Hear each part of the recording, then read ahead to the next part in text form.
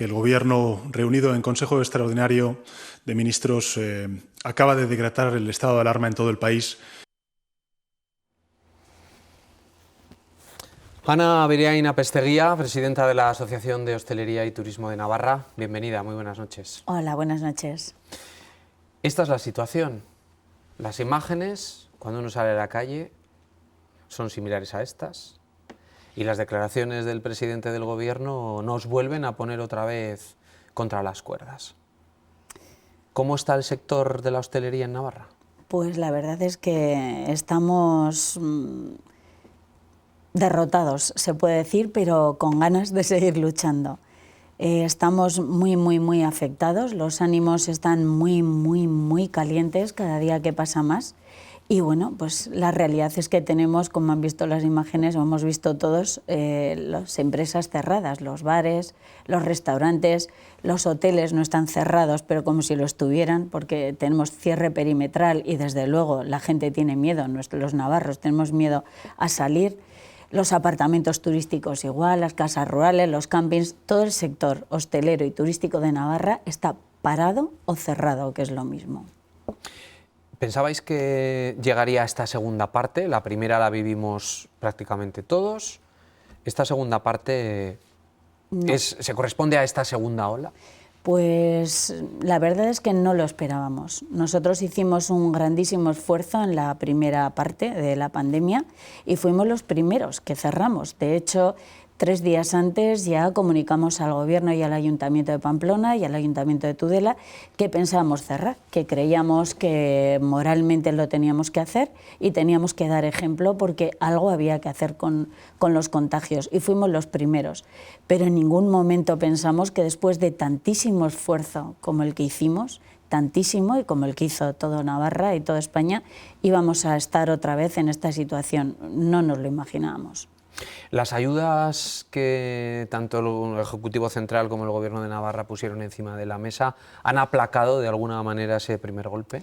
Pues no, porque en principio el Gobierno Central, por ponerte un ejemplo, con la prolongación de los ERTEs, solo entraron los CENAEs de los hoteles y se quedaron fuera hostelería, campings y algún otro más, ¿no? Entraron hoteles y agencias de viajes. Por tanto, ya la ayuda más importante, de las más importantes que teníamos, se nos cortaron a la mitad o aparte del sector turístico y hostelero, pues el 30 de septiembre, con lo cual esas ayudas ya dejaron de existir. Sí que tenemos el tema de los ICOs, pero hay que empezar a devolverlos en mayo.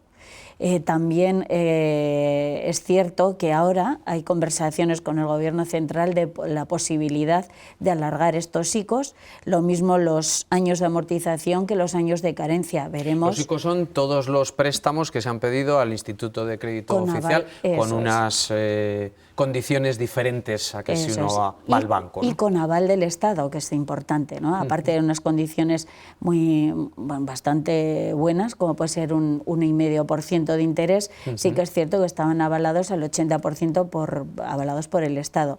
Pero bueno, ahora se está debatiendo el tema. Hoy salió una noticia de ABC, me ha llegado a internet, que sí, que el Gobierno parece ser que va a admitir esa prolongación de los años de carencia y también de los años de amortización, pero bueno, ya veremos cuando llegue a ver cómo se hace y cómo se reparten esos ICOs y bueno, pues es algo importantísimo para nosotros porque hay que pensar que todos hemos tenido que endeudarnos más, o sea, por la pandemia, porque claro, los ICOs no son a fondo perdido, los ICOs los tenemos que devolver. Entonces es imposible poder empezar a devolverlos si no hemos facturado lo suficiente o hemos facturado poquísimo, ¿no? Entonces esa es la situación. En cuanto a las ayudas del Gobierno de Navarra, pues sí que nos dijeron hace un par de semanas que iban a destinar al sector turístico 10 millones de euros y estamos esperando para tener una próxima reunión para saber qué criterios se van a utilizar para repartir esos 10 millones y cómo se van a repartir. El problema está en que somos unas 4.800 empresas, algo más de 4.800, si repartes 10 millones entre 4.800 creo que son unos 2.000 euros por empresa.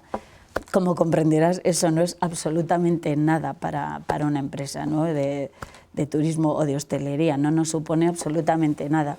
Nosotros necesitaríamos ayudas fiscales, pero de verdad, no suprimir el IAE, que es muy poquito dinero, hablamos de contribución, de impuestos. Entendemos que si estamos cerrados o si hemos estado facturando un 45% menos del año pasado, que son las cifras que estamos barajando ahora, pues es que, o sea, si no se nos dan, si no tenemos un plan de rescate y un plan de viabilidad para un futuro, de trabajo o de estar cerrado, si en realidad no se puede abrir, pues el sector se va a pique, es que nos vamos todos a pique. Esa es la situación real.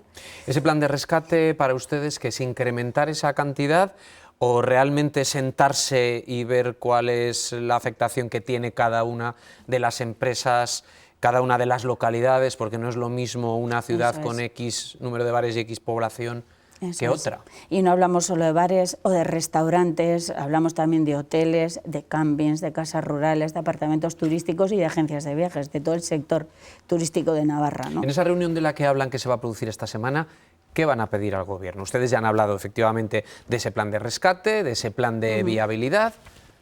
A ver, pues nosotros lo primero que vamos a pedir es que se tomen en cuenta los datos sanitarios que tenemos del Ministerio de Sanidad y que se vea realmente y que se interpreten de verdad, porque estos datos están diciendo que los bares, los restaurantes, los alojamientos turísticos no somos focos de contagio tan importantes como para estar cerrados.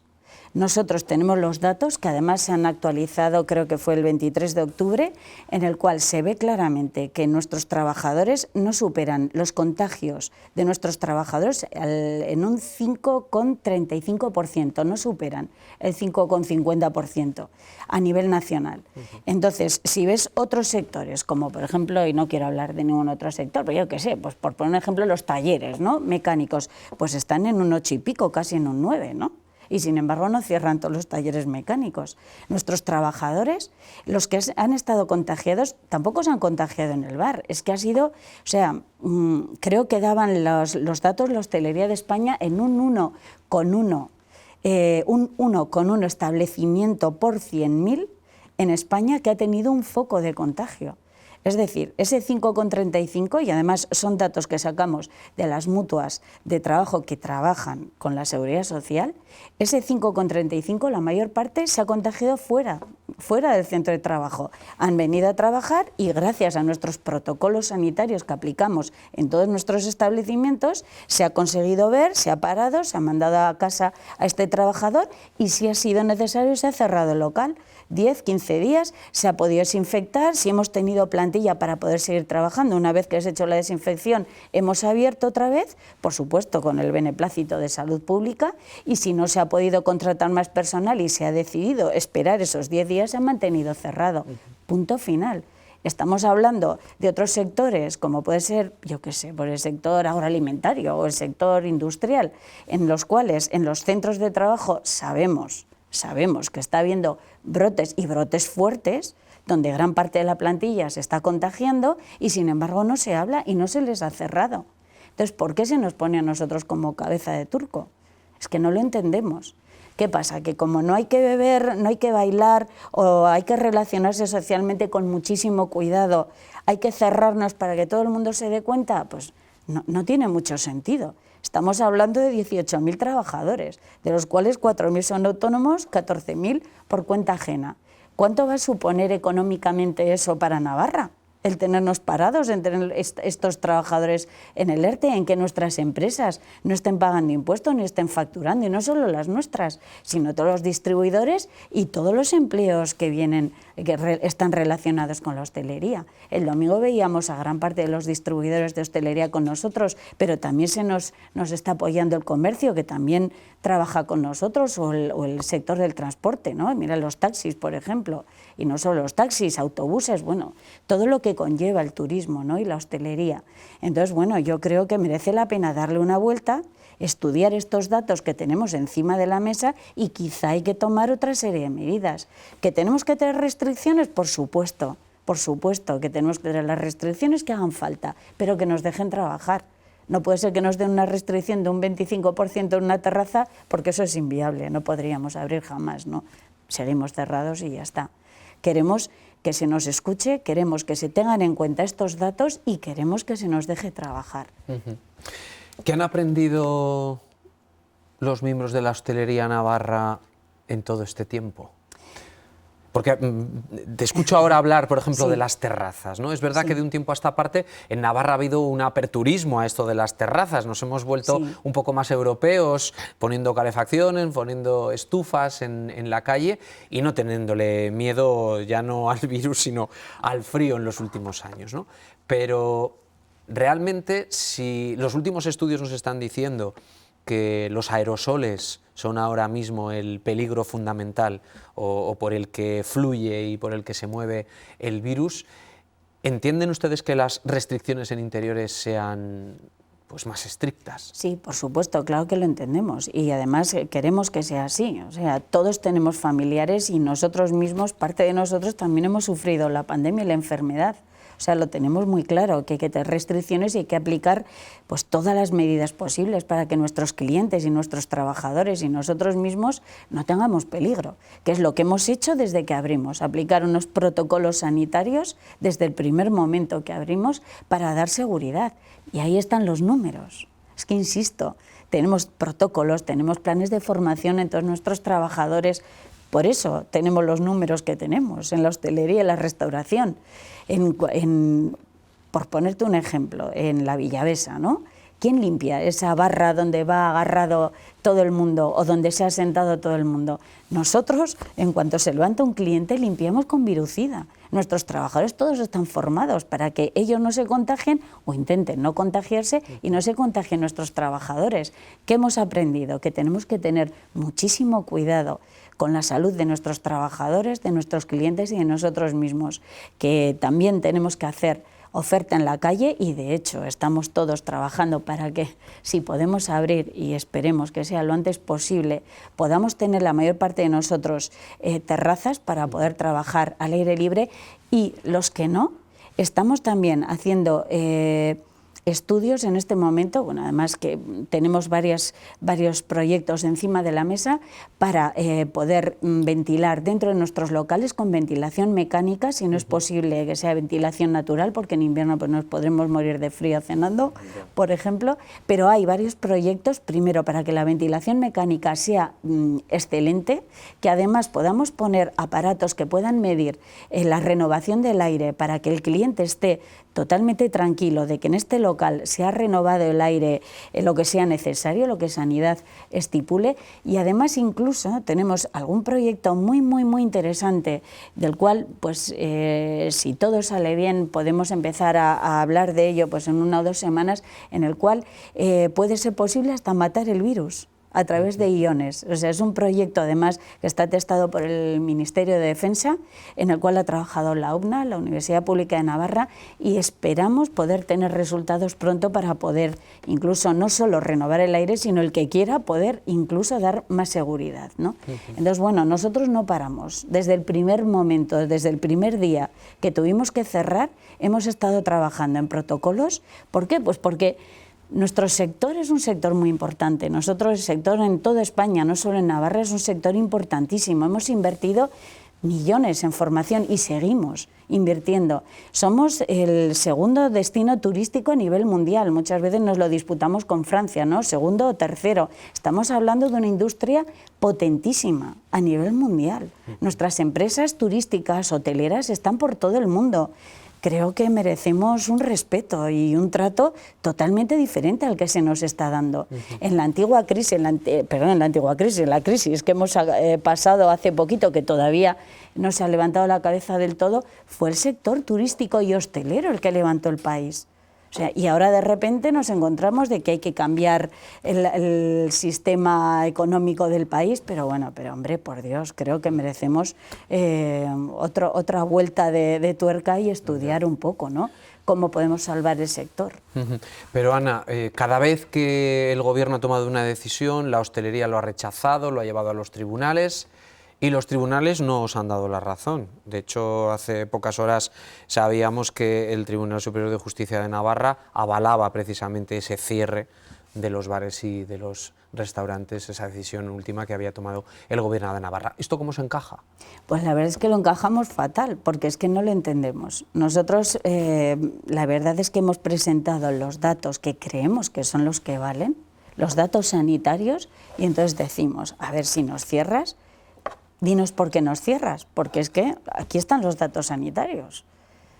El juez, ¿con qué avala esta decisión? No lo sabemos, no sabemos con qué lo avala. En cualquier caso. Lo hemos recurrido y lo hemos perdido.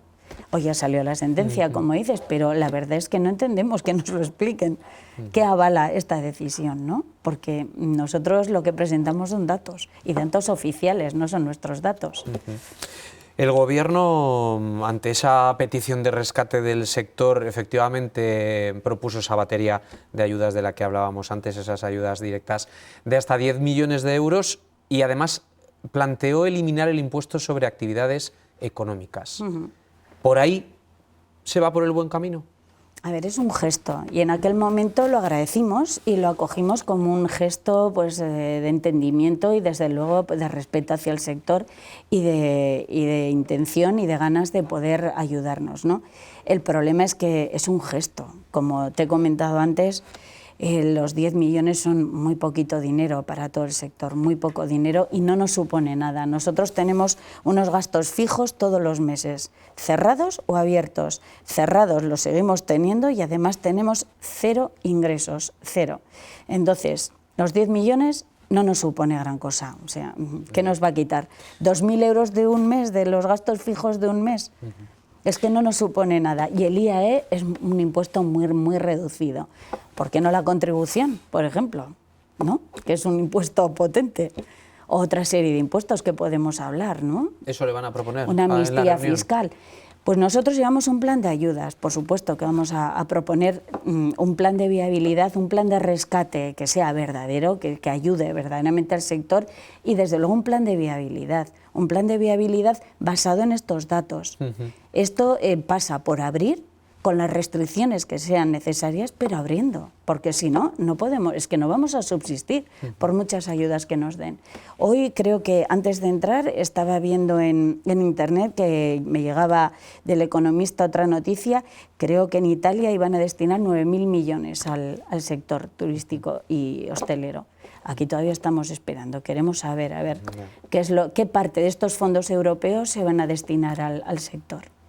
En Cataluña, 10 días después del cierre de bares y restaurantes, no se ha frenado la expansión del virus. Aquí tampoco. Es un ejemplo real. Aquí igual es un poco pronto también para saber, porque los datos van casi con 48 horas de diferencia, pero al ver este tipo de noticias, cuando uno plantea esas alternativas, piensa en que llegue ya el 4 de noviembre y punto. A ver, ¿Qué creéis que va a pasar el 4 de noviembre? No sabemos. Yo soy optimista y creo que el Gobierno va a entender que las personas tenemos que relacionarnos, que es necesario además relacionarnos, y que los sitios más seguros para poder hacerlo son los bares, los restaurantes, los hoteles, los apartamentos, los campings. ¿Por qué? Porque aquí tenemos protocolos que aplicamos a diario. No hemos bajado la guardia desde el primer día. Pero las personas, como se tienen que relacionar, se relacionan en la intimidad, ¿no? En los pisos, en donde pueden, porque nadie va a dejar de relacionarse, a no ser que nos confinen bajo llave en casa, porque es que esa es la realidad. Ahí tenemos la prueba del sábado pasado, por ejemplo, ¿no? ¿Qué pasó con el centenario de Osasuna? Toda la hostelería cerrada y todo el mundo se iba a cenar a casa del amigo o a casa de los familiares, y todo el mundo estuvo con amigos o con familiares celebrándolo. ¿Y ahí quién vigilaba? ¿Quién vigilaba que no te quites las mascarillas, los virucidas para limpiar las manillas que toca una, que toca otro? No vigilaba nadie. Y sí que has comentado antes que llevamos poquito tiempo cerrados, pero sí que es cierto que llevamos 2 meses con restricciones. 2 meses con restricciones en la hostelería, el único sector que hemos tenido restricciones, y la curva de contagios ha seguido creciendo a lo bestia. Está claro que con esta medida no hacemos nada. ¿Cuántos establecimientos que han cerrado no van a volver a abrir en Navarra? ¿Lo tenéis cuantificado? No, no tenemos todavía datos. Sí que es cierto que los hay. Por ejemplo, pues se me viene a la cabeza el hotel Palacio de Gendulain, que ya cuando cerró en la pandemia ya decidió no volver a abrir. Sé que hay muchos con muchas dificultades ya, muchísimos, con muchas dificultades. El tema de los alquileres, por ejemplo, para hoteles, que es algo muy común, que los hoteles utilicen edificios en alquiler, ¿no? Es algo sangrante. O las discotecas, por ejemplo, que son establecimientos muy, muy grandes y están pagando alquileres enormes y siguen cerrados, por ejemplo, las discotecas desde marzo. Entonces necesitamos una ayuda muy, muy importante. No tenemos datos en este momento, pero en poco tiempo yo creo que vamos a empezar a tener ya establecimientos cerrados y los vamos a poder contar. Eso es es la realidad.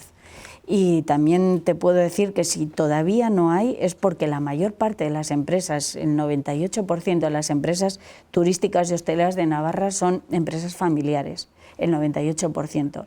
Y las familias, pues nos dejamos la piel en la empresa y haremos lo que haga falta hasta el final. Ana, ¿y el botellón? Porque se le ha mirado desde todos los puntos de vista, desde todas las edades, y la policía ha sido pues el enemigo número 1. Sí, la verdad es que el botellón, bueno, nos costó muchísimo que se prohibiera en Navarra. O sea, nos costó mucho, ¿eh? De hecho, nosotros teníamos unas restricciones severas y el botellón no se prohibía.